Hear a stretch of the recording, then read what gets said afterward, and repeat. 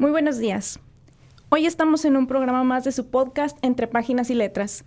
Esta es la sección ¿Qué nos cuentan los documentos? En esta ocasión tendremos el tema Conociendo a Gonzalitos y a la Sala Histórica de la Facultad de Medicina, Dr. Ángel Óscar Ulloa Gregory. Mi nombre es Diana Romo Monreal y hoy tenemos como invitado al maestro José Antonio Olvera Sandoval, director de la Sala Histórica de la Facultad de Medicina de la Universidad Autónoma de Nuevo León. Bienvenido, maestro. Buenos días. Muchas gracias por la invitación. A usted por haberla aceptado. Bueno, para empezar, maestro, sabemos que la Sala Museo Dr. Ángel Óscar Ulloa Gregory, un nombrecito largo. Muy largo. Es de los pocos archivos universitarios con los que cuenta la universidad. Es por ello que queremos conocer un poquito más de su historia. Para empezar, pues hay que conocer la figura que fue el doctor Ángel. ¿Nos podría hacer un recuento de quién fue el doctor? Sí, así rapidísimo. Bueno, es uno de tantos doctores ilustres con que cuenta afortunadamente la Facultad de Medicina desde sus orígenes. Él nació en el Estado de México en 1919, va a ingresar a la Facultad de Medicina en 1938 y se va a graduar en 1945. De esa fecha, del 45 a 1949, va a hacer su posgrado a Estados Unidos, primeramente en Illinois y después en la Universidad de Texas, donde va a tener el posgrado en cirugía plástica en la Universidad de Texas en Galveston. Es muy importante subrayar, y esto es, creo que es a nivel local muy importante, va a ser el primer estudiante en tener en obtener un entrenamiento en Estados Unidos. Eso es importante. Eso es a nivel latinoamericano, no solamente a nivel nacional. Entonces yo creo que eso vale subrayarlo. Él luego en esa fecha, en el 1953, regresa a Monterrey y va a incorporarse al hospital civil, a la Facultad de Medicina, y va a abrir un año después la especialidad en cirugía plástica y reconstructiva. Luego tiene un nombre más largo, ¿no? Maxilofacial, algo así. Pero vamos a decir que gracias a él se abre esta nueva área de cirugía plástica que va a jugar un papel muy importante juega un papel muy importante en la vida no solamente de los neoboloneses, sino también del norte del país, ¿verdad? Por todas las funciones que cumple, sobre todo con los niños quemados, ¿no? Por así decirlo. Pero bueno, lamentablemente no podemos hablar del departamento de cirugía, ¿verdad? Sí. El doctor entonces, él va a estar hasta el 1997, que es cuando se jubila, y lamentablemente tiene una muerte accidental el 2 de noviembre del 2015. Él fallece. Pero entre el 97, vamos a decirlo así, y antes de su muerte, yo estuve platicando con él una semana antes de que falleciera, ¿no? ¿Lo conocía? Él iba todos los jueves de cada semana a echarnos una vuelta, a lo que él decía su museo, su chamba, ¿no? Ahorita vemos por qué es su museo, ¿no? Pero bueno, es bueno decir que él, además de la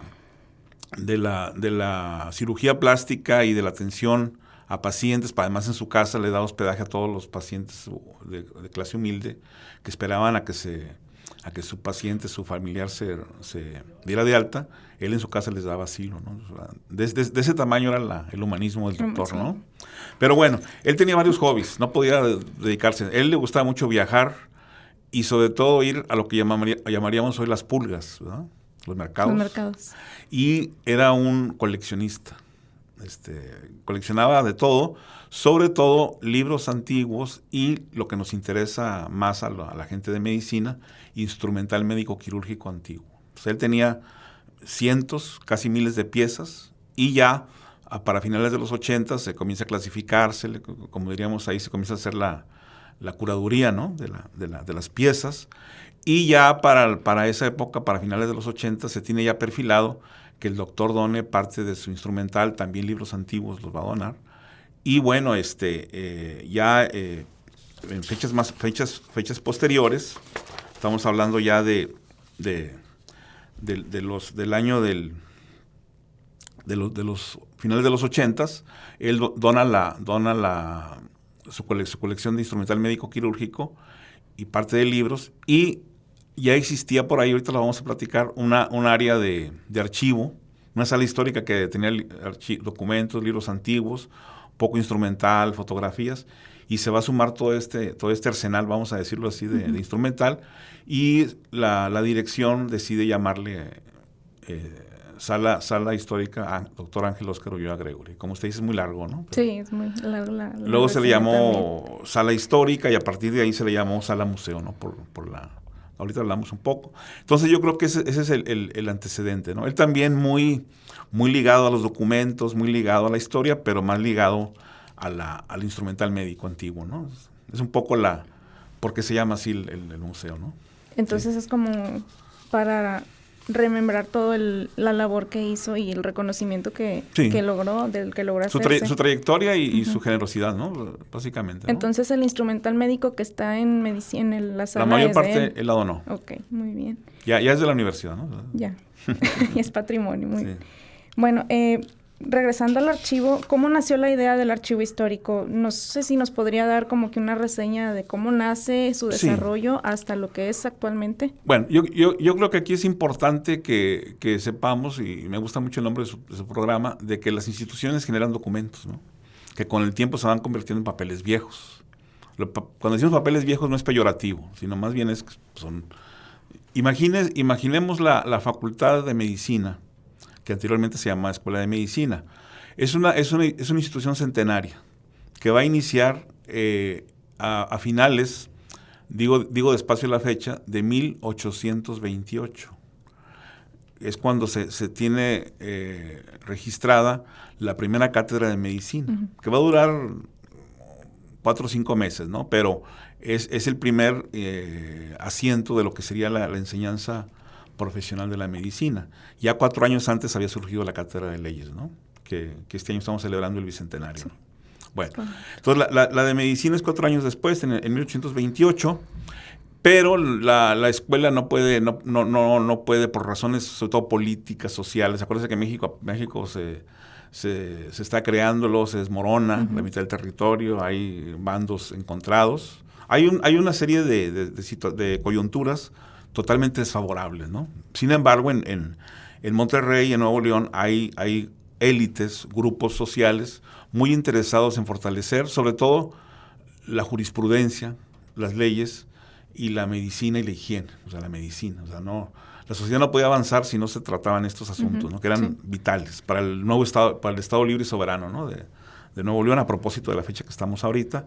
Entonces ya la Facultad de Medicina se va a crear hasta 1859 y un año después el Hospital Civil.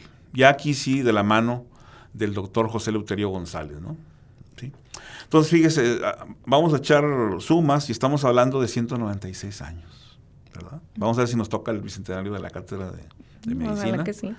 Entonces, estamos hablando casi de una institución bicentenaria. Entonces, se ha generado mucho documento, mucho texto, muchos impresos, y que fueron ahí quedándose en algunos lugares, pero sobre todo hay que partir de que la Escuela de Medicina y el Hospital Civil, por lo menos hasta 1933, eran instituciones gubernamentales, del gobierno.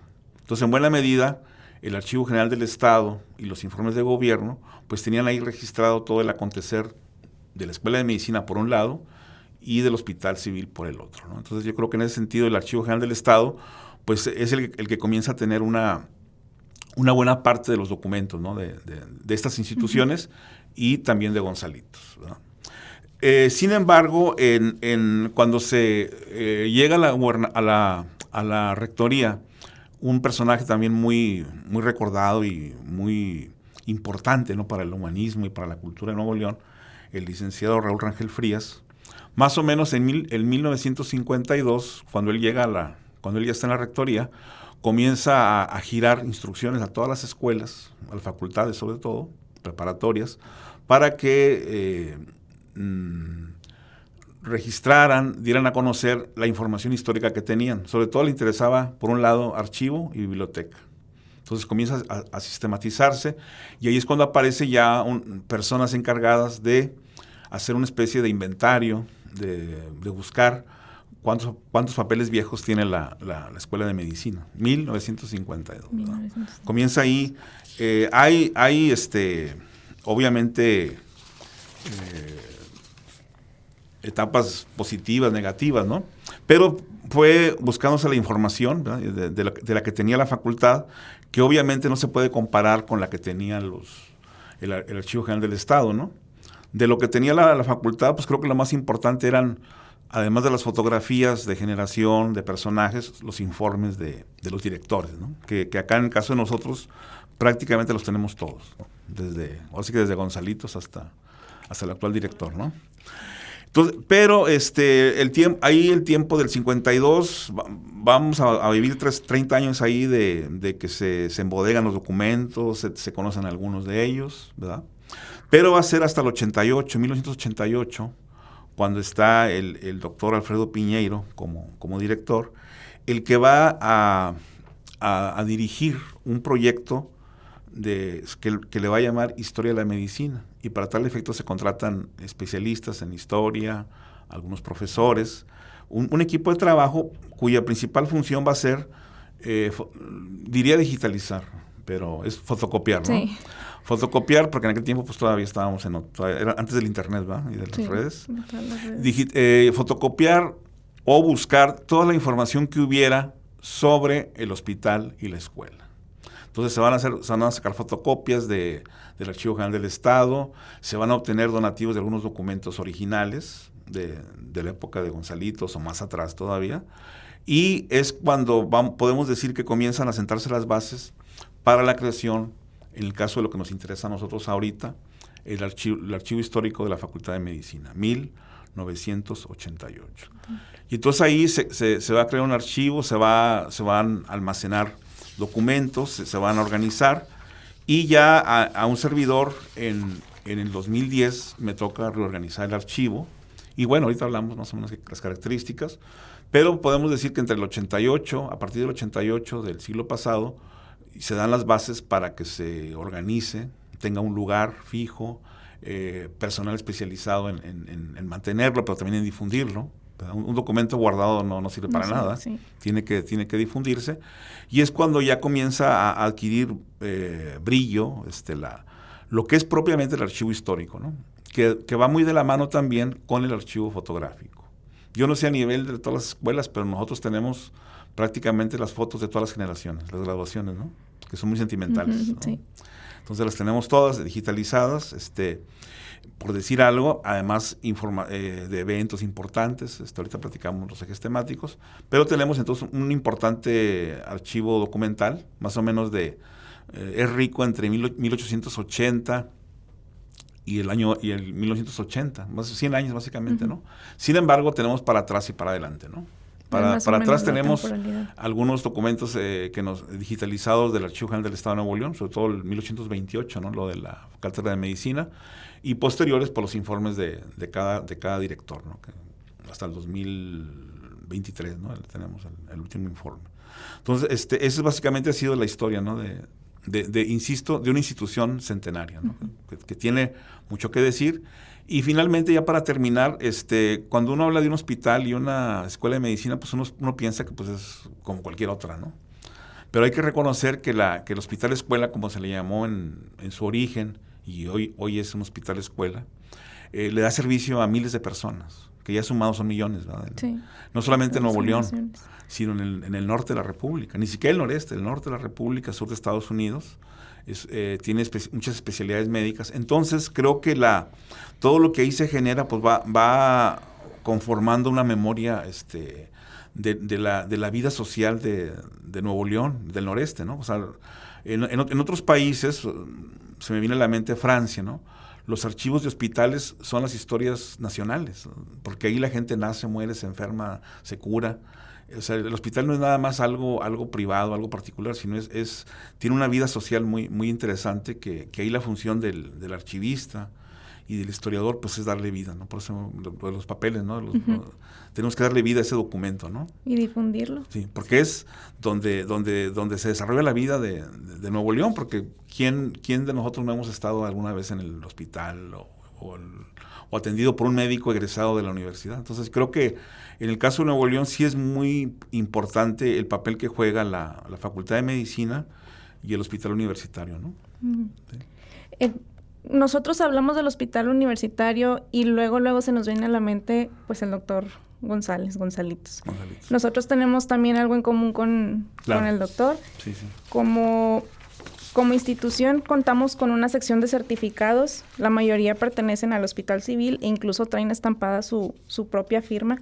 Sí, sí. Pero aparte de eso, el doctor González fue magistrado del Tribunal Superior de Justicia en el año de 1851. Sí, más o menos. Entonces, por ese lado, los dos archivos institucionales están un poquito conectados. Sí, sí. Ahorita me gustaría hablar un poquito del doctor Gonzalitos. No creo que ningún neolonés no lo conozca, pero como quiera quisiera preguntar de sus palabras. No sé si nos puede hacer una remembranza así breve de lo que fue, de quién es Gonzalitos. Pues sobre todo para ligarlo con los archivos, ¿no? Sí. Gonzalitos es el personaje, el doctor José Eleuterio González Mendoza, llamado Gonzalitos, ahí lo podemos ver porque le decían así, pero es de cariño. De cariño, No es peyorativo. Él llega muy joven, ¿no? Casi los 20 años a Monterrey, y él no es de Nuevo León, él es de Guadalajara. Él había estado antes en San Luis Potosí haciendo sus prácticas quirúrgicas, no termina la carrera, llega aquí recordando de que antes para ejercer la medicina no tenías que tener el título necesariamente, uh-huh. ¿no? Incluso a veces ni estudiar medicina, había muchos médicos empíricos, ¿verdad? O prácticos, como le llamaban ellos. Sí. En el caso del doctor González, pues sí tenía estudios, sí había pasado por el hospital. De hecho, cuando llega aquí, trae su certificado de las prácticas quirúrgicas que tuvo en el Hospital Nacional de San Luis Potosí.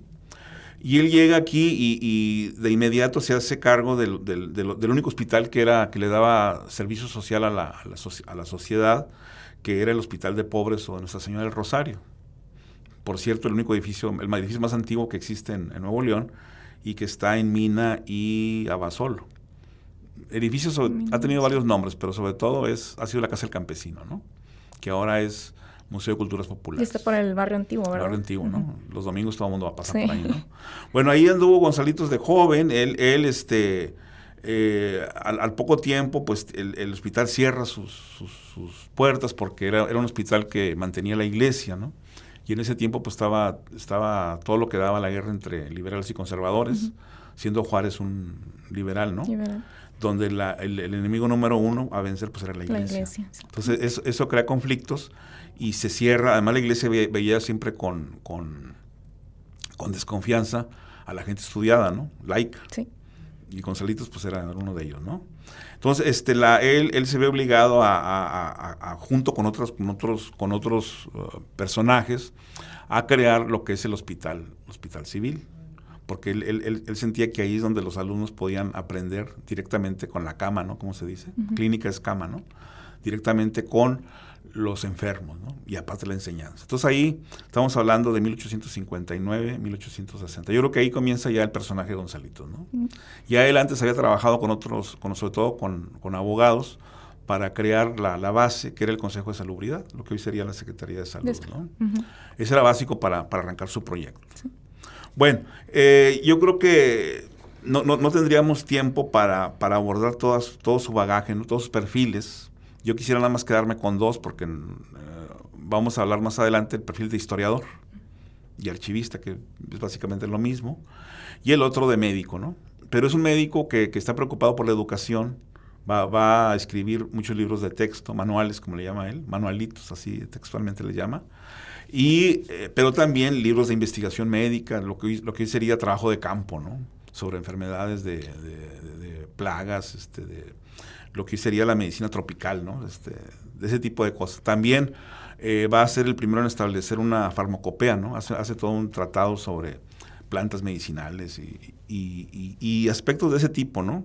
Pero sobre todo libros de texto de medicina que no había. Antes el estudiante de medicina tenía que leerlos en francés, en inglés o mandarlos traer de España, ¿no? Porque en México no se producían libros de texto. Él es de los primeros en hacer libros de texto. Recordar nada más que él era profesor de la Facultad de Medicina, de la Escuela de Medicina, perdón, facultad todavía no se llamaba así, pero también del Colegio Civil, del cual es uno de los fundadores. Y entonces él era maestro, diríamos hoy, de secundaria y de prepa. El Colegio Civil duraba 6 años y era el equivalente a la preparatoria, digo a la secundaria y a la preparatoria.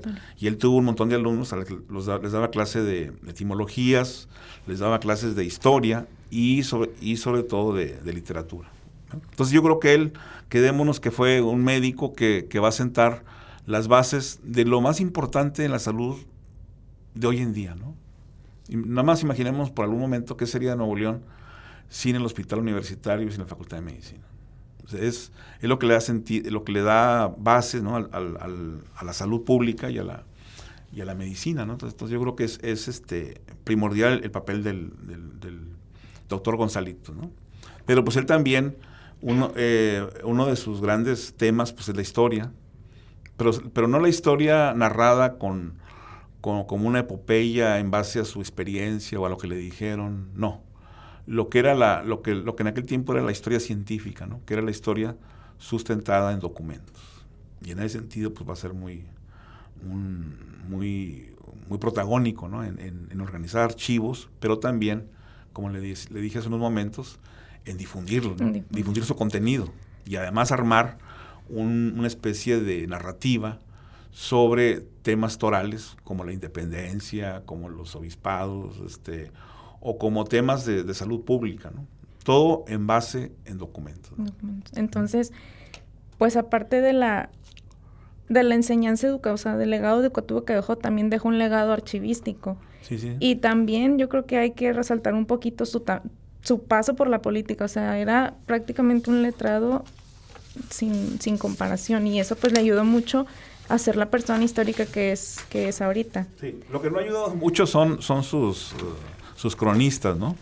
Porque nos quieren vender la idea de un Gonzalitos noble, lo cual es cierto, pero era un tipo de un carácter fuerte, ¿no?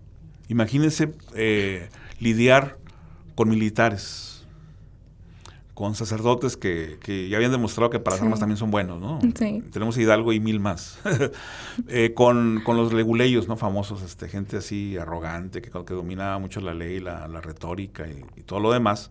Se requería una persona muy noble, muy, muy blanda, pues no iba a progresar ni iba a desarrollarse. Yo creo que en ese sentido tenemos que develar, quitar el velo ya de ese personaje mítico, laico, ¿no? Que nos han querido lamentablemente vender cronistas o historiadores muy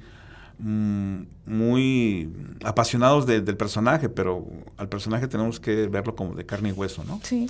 Él era una persona acomodada, su familia era de dinero, porque luego no lo pintan como una persona muy humilde, ¿no? Que era una persona también profesional, que no cobraba, pero al que tenía sí le cobraba. Sí. Entonces todo ese tipo de cosas nos lo han vendido. La otra es que no le gustaba la política. A lo mejor. Él alguna vez dice que la política no le gustó porque le creó muchas enemistades, ¿no? Y muchos distanciamientos. Pero la política, eso es el precio, ¿no? Y sin embargo fue diputado y gobernador. Nada más 3 veces diputado, 2 veces gobernador sustituto, una constitucional y magistrado, ¿cómo le llaman? Interino 6 meses. Nada más. Imagínense si le gustó la política. Uh-huh. Claro, todo esto pasó en un intervalo de más o menos 10 años. Ahora, podemos debatir mucho por qué entra a la política. Yo tengo una tesis, tengo varias, pero la que quisiera compartir, yo creo que todos estaríamos de acuerdo, es que en esa época, si querías que las cosas pasaran, tenías que estar en el poder. O sea, era bien difícil que convencieras a un tipo que apenas había estudiado y que era un generalote por ahí, que todo el dinero se lo gastaba en francachelas y una serie de vicios que están documentados, ¿no? Todos los escándalos que había en Monterrey en ese periodo. Tenías que estar en el poder, ¿no? Yo creo que eso lo tiene muy claro Gonzalitos al estar él en este ámbito, tanto directamente en el poder como ligado al poder, para que se establecieran pues las bases de sus sueños, sus anhelos, principalmente, insisto, la Escuela de Medicina y el Hospital Civil, ¿verdad? Entonces yo creo que para mí esa sería una tesis porque está en la política. No para hacerse rico ni porque ya lo era, ¿no? Fue como una especie de estrategia, casi como lo mencionas. Porque si no, nadie te va a hacer caso. Uh-huh. Recordemos que todavía tenemos hasta Porfirio Díaz. Todos los políticos eran generales o eran generales, ¿no? Sí. Entonces aquí era difícil. Por eso él subraya mucho Hospital Civil, ¿verdad? Lo que se lo subraya, ¿no? porque ya el eclesiástico pues había mostrado que no garantizaba la permanencia ni el servicio público que él deseaba. Entonces yo creo que ese es un punto de él, de la política. Y en el caso del Poder Judicial, pues yo creo que habría que checar un poquito más su trayectoria, porque él ya al final de su vida le comenta a su biógrafo más importante, el licenciado Hermenegildo Dávila, que cuando anduvo por acá, en el Poder Judicial, abordó el tema de la pena de muerte, porque él estaba en contra de la pena de muerte. Acordemos que todavía en esa época la pena de muerte era la pena capital, ¿no? Entonces él comentaba ahí que había trabajado, que había hecho lo posible porque se cancelara, ¿no? Se le diera carpetazo, ¿no? No sé qué tan cierto sea, pero sí lo menciona en algún punto, ¿no? Okay. Habría que ver cómo se manejó, ¿no? Muy bien, maestro. De todo lo que nos ha mencionado el doctor González y de lo que no se ha alcanzado a decir, claro. ¿Cuál considera que es el legado más importante que dejó en la historia neolonesa? Pues me gustaría decir que la historia, la historiografía y los archivos, pero no, ¿verdad? Yo creo que lo más importante, su legado es las instituciones que él creó, el hospital, la Facultad de Medicina y el Hospital Civil. Yo creo que son el legado más importante, porque además ahí está implicada la educación también, la enseñanza médica, la cirugía. Entonces yo creo que para mí ese sería el legado, ¿no? Okay. Yo soy historiador y me encantaría decir que la historiografía, los libros de historia que publicó un montón, ¿verdad? A pesar de que ya escribió grande, ¿no? Ya escribió después de los 40 años. Lo digo por los que nos estén escuchando, que tienen 35 y no han escrito libros, no se preocupen. Todavía tenemos tiempo. Gonzalitos hasta los 40 empezó a escribir. Pero no, yo creo que yo me quedaría con lo que él llamaba el hospital escuela, ¿no? El hospital escuela. Para mí ese es el legado más importante. Ahorita también nos mencionaba la importancia de la difusión de los archivos. En la unidad que usted administra, ¿qué actividades realizan para darle difusión y fomentar la visita y la consulta? Bueno, lo más importante es la promoción de las visitas guiadas, ¿no? Que es a solicitud de los alumnos, de los profesores. Nos visita gente de casi todas las escuelas preparatorias, los mismos estudiantes de medicina, que son los clientes número 1, ¿verdad? Y ahí pues damos visitas guiadas, sin embargo, estamos abiertos de lunes a viernes de 8 a 4 de la tarde para ir. Pero, como les decía, también tratamos de sacarle provecho hasta donde nos es posible a las redes sociales. Tenemos una página de Facebook, tenemos los contenidos de la sala museo en Wikipedia, en español y en inglés. Y además, en Facebook no solamente es decir lo que hacemos, sino estamos generando constantemente ejes temáticos, ¿no? Ahorita tenemos ya van 5 versiones ya, lo que llamamos las cápsulas históricas, donde hablamos de un personaje o de un tema, ¿no? Con imágenes, de documentos, de fotografías, de acciones, para fomentar en la gente el conocimiento, el gusto por la historia. Yo creo que el objetivo de nuestros archivos no es nada más la preservación, yo creo que es un avance importante. Uh-huh. Tratamos también de digitalizar la información para que la gente que vaya a solicitar un documento, pues se lo lleve en una USB o se lo mandamos incluso por internet. Caso concreto de las fotos de generación, ¿no? Uh-huh. Que esas todo el mundo no las pide, pero también de algunos documentos. Ya cuando es una investigación, pues tienen que mostrarnos el proyecto y que lo autorice la alta autoridad y adelante, ¿no? Nosotros estamos apoyando ahí con fotocopias, con todo lo digital, ¿verdad? Para que el investigador termine lo más rápido posible su indagación, ¿no? Muy bien, maestro. Bueno, pues ya estamos... Bueno, también hacemos coloquios, congresos cuando nos es posible, ¿no? Con especialistas en el tema, tanto a nivel nacional como locales, y pues de todo eso se va difundiendo, ¿no? La difusión es importante. Con otros archivos. Sí, con otros archivos, ¿no? Y con usted, estamos en la ANA, ¿no? La Asociación Noreste de Archivos, para dar la difusión, ¿no? Muy bien, maestro. Bueno, ya estamos a punto de terminar. No sé si le gustaría agregar algún comentario final. Bueno, nada más de reiterar, ¿no? Que el personaje que nos estamos refiriendo, el doctor José Eleuterio González, que va a nacer en 1813, va a morir en 1888, deja un legado muy importante en los archivos, sobre todo porque es el que va a sistematizar los archivos, sobre todo del Estado, los archivos eclesiásticos, Y es además un personaje que va a ser la primera estadística de Nuevo León, así moderna, ¿no? Uh-huh. Donde habla de la industria, bueno, de la protoindustria, habla del comercio, la geografía, la orografía. Entonces, que yo creo que es un personaje que hay que leer, que hay que tratar, porque sí es, y además todos los libros de historia que produjo. Él tiene la primera gran síntesis de Nuevo León, desde los tiempos, vamos a llamarlo así, precortesianos, hasta 1821. Creo que su obra está digitalizada, la universidad lo tiene digitalizado, se puede consultar libremente en cualquier momento, ¿no? Maestro, nos están preguntando, nos están diciendo que si nos puede hacer el favor de repetir sus redes de difusión, Facebook, Twitter, las que nos guste compartir para consulta. Principalmente en el Facebook, ahora ya cambió de nombre, se llama Museo de Medicina UANL. Más fácil de recordar. Fácil, sí. Museo de Medicina y en Wikipedia, ahí sí se llama tradicionalmente Sala Museo Dr. Ángel Oscar Ulloa Gregory. Donde están más activos es en Facebook, me imagino. Sí, en Facebook. Okay. Pero en la wiki tenemos varias ligas donde ustedes pueden hacer una visita virtual al museo. Bien. Entonces, si están así muy lejos o se les dificulta, en la Wikipedia pueden visitarnos virtualmente, y además ahí vienen artículos sobre el doctor Gonzalito, sobre el doctor Ulloa, etc. ¿no? ¿Y tiene alguna página web en específico? La de la Facultad de Medicina. Okay. Así se llama, Medicina UNL. Pero pues ahí vienen varias instituciones, ¿no? Y viene el micrositio con la parte de la sala. Sí, yo recomendaría el número 1 la de Facebook. Ok. Museo de Medicina UANL. Bueno, muy bien, maestro. Bueno, con esto cerramos el tema. Le agradecemos enormemente que nos haya recibido, que nos haya aceptado la visita más bien. Nosotros los invitamos a seguirnos en nuestras redes sociales. Nos encuentran como Dirección de Archivo Judicial en todas las plataformas. También tenemos canal de YouTube, donde podrán encontrar más episodios de Entre Páginas y Letras. También los invitamos a que visiten virtualmente la página, las redes de la sala del Archivo Histórico de Medicina. Y bueno, esto fue todo por ahí. Hasta la próxima.